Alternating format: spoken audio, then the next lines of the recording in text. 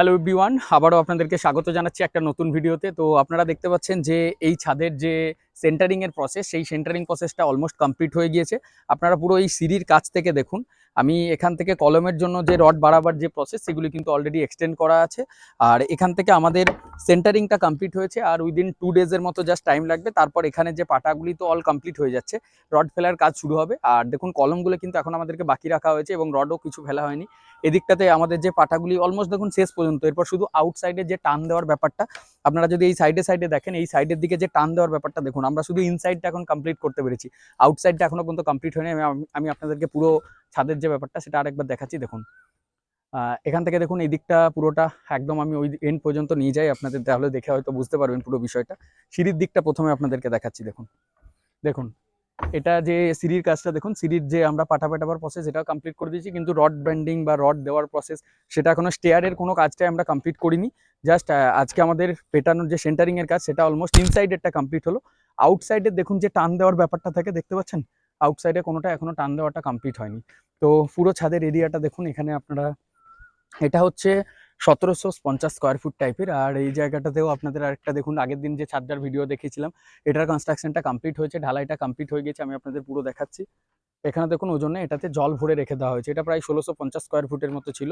তো এই এরিয়াটা দেখুন আপনারা। আর আমাদের এখানে যেগুলি এখনো কমপ্লিট হয়নি, এগুলো জাস্ট কমপ্লিট করে রাখা হচ্ছে। ইন্টারনাল যে বিমগুলি আমরা ইউজ করেছি, এখানে কিন্তু দেওয়াল আছে আমাদের, এটা 5 ইঞ্চি। এখানে দেখুন একটা বিষয় আপনাদের আগেই দেখেছিলাম, 5 ইঞ্চি ওয়াল থাকছে। তো 5 ইঞ্চি ওয়াল আপনারা হয়তো বিমের ওপর, বিমটা কেন আমরা তাহলে 10 ইঞ্চি দিচ্ছি? দেখুন অর্ধেকটা বিম 5 ইঞ্চি ওয়ালের মধ্যে এটা সেপারেট করা হয়েছিল রুমগুলোতে। এটার ক্ষেত্রেও কিন্তু দেখুন সেম 5 ইঞ্চি ওয়াল আছে, 5 ইঞ্চি একটা ইট দেখতে পাচ্ছেন, তারপর দেখুন পুরো 10 ইঞ্চির বিম কিন্তু আমরা করেছি। তো এই বিমগুলি কিন্তু প্রত্যেকটাই 10 ইঞ্চি রাখা হচ্ছে।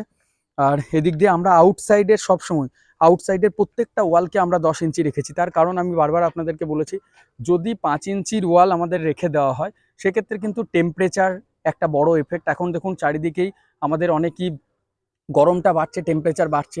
তো সেই দিক দিয়ে যদি আমরা 5 ইঞ্চির ওয়ালটাকেই নর্মালি রেখে দিই, তো দেখুন ভেতরের যে হিট সেটা বাড়তে পারে।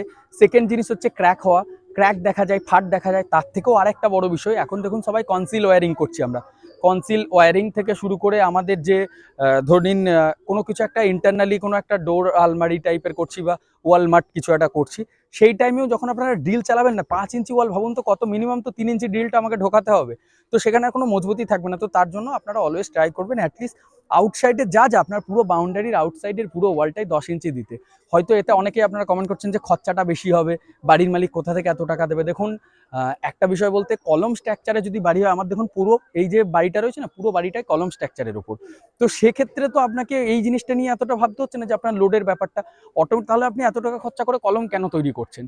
যদি আপনার মনে হয় যে হ্যাঁ 5 ইঞ্চির দেওয়ালটা করলে লোডটা কম পড়বে, 10 ইঞ্চির দেওয়ালে লোড বেশি পড়বে, তো আপনি তাহলে এত টাকা খরচা করে কলম, আপনি ইনসাইডের দেওয়ালগুলো বাড়ির ভেতরে যেগুলি সেপারেট করছেন, প্রয়োজন হলে সেগুলি 5 ইঞ্চি করুন, কিন্তু আউটসাইডের ওয়াল সবসময় 10 ইঞ্চি রাখারই আপনি চেষ্টা করবেন। আর বাকি এদিকের কাজটা দেখুন প্রায় অলমোস্ট আমাদের চলছে। এখানে এই জায়গাটাও গাঁথনি হবে, এখানে যেটা গ্যারেজে ডাউন স্ল্যাবের ওপর এই রুমটি থাকার কারণে এইটা কিন্তু এখান থেকে 10 ইঞ্চি গেঁথে এখনো ছাড়া আছে। আমরা কিন্তু এটা দেখুন প্রায় 6 ফুটের মতো উঁচুতেই আছি। এটা এরপর উঠে আসবে, এতটা লেভেল পর্যন্ত আসবে, আমার হাতের একদম এই পর্যন্ত আসবে। আর রড আজকে আমাদের কিছু তোলা হয়নি, মেঘের অবস্থা ভালো নয়, আপনারা দেখতে পাচ্ছেন পুরো মেঘলা আকাশ হয়ে দাঁড়িয়েছে। আর এদিকের যে বিল্ডিংটা আছে, এই বিল্ডিং এর ক্ষেত্রেও কিন্তু কাজটা, এটার ঢালাইটা আগের দিনই কমপ্লিট হয়ে গেছে, আপনারা দেখছেন। আর নেক্সট এরপর আমাদের এই ঢালাইটাও কমপ্লিট হবে। এটা 2-3 দিনের মধ্যেই পুরো সেন্টারিং প্রসেসও কমপ্লিট হয়ে যাবে, পুরো রড যে বেছানোর ব্যাপারটা থাকবে পুরো সবকিছু কমপ্লিট হবে। তো আপাতত আমাদের কাজের স্টেটাসটা এত দূরই এসেছে। আপনারা অবশ্যই একটু লাইক করবেন আর শেয়ার করবেন। আর যদি কোনো বিষয় আপনাদের, আর দেখুন এখানে রডের ব্যাপারটাও দেখে নিন, রডের জয়েন্ট থেকে শুরু করে এই যে জগল দেওয়ার যে ব্যাপারগুলি দেখুন, দেখছেন আমরা ইনসাইড থেকে জয়েন্ট দিয়েছি, এখানে এসে আবার সেন্টারটা ম্যাচ করে যাচ্ছে।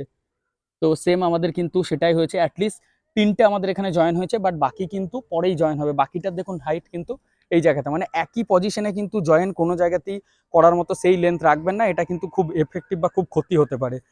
তো আপাতত কাজটা যেটা ছিল সেটা এতটাই কমপ্লিট হয়েছে।